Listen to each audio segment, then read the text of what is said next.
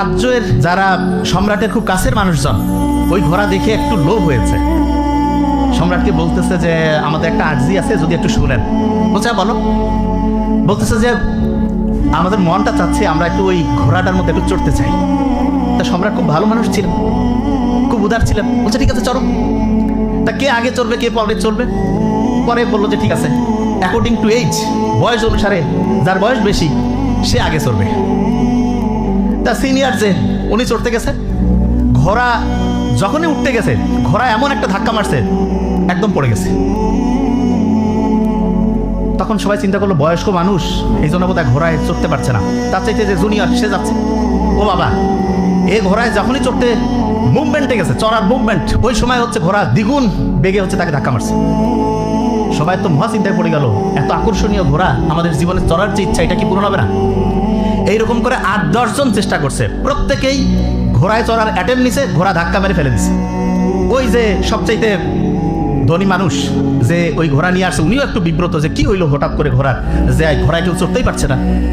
তখন ওই ছোট্ট বালক তার বাবাকে বলছে, বাবা আমি ঘোড়ায় চড়বো। সবাই বলছে না না, মহামান্য সম্রাট, আপনার এই আমাদের এইটা ভবিষ্যৎ, একে এই ঘোড়ায় চড়তে দেওয়া যাবে না, ফেলাই ফেলবে। তো বলছে খুব করে ধরে যে না বাবা আমাকে চড়ার সুযোগ দিতে হবে, আমি চড়বো।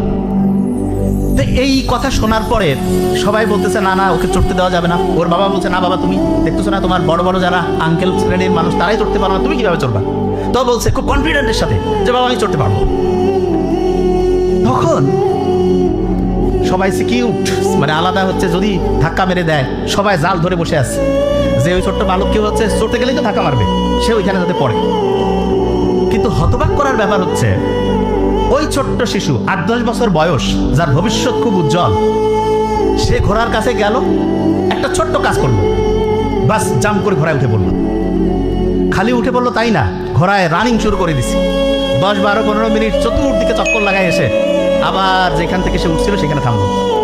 সেনাপতি, তারপরে যারা বড় বড় বীর, তারা হতবাক হয়ে গেছে, কিরে এই ছোট্ট বালক ৮-১০ বছরের, আমরা কেউ ঘোড়ায় চড়তে পারলাম না, এ চড়তে পারলো, কারণটা কি? তখন ওর বাবা বলতেছে, বাবা তুমি ঘোড়ায় চড়তে পারলা, তোমার আঙ্কেলরা বড় বড় যারা সেনাপতি বীর এরা চড়তে পারলো না, কারণটা কি? তা বলছে, বাবা আমি ঘোড়াটার দিকে লক্ষ্য করছিলাম যে হ্যাঁ ঘোড়াটা খুব বিরক্ত ছিল। কি কারণে?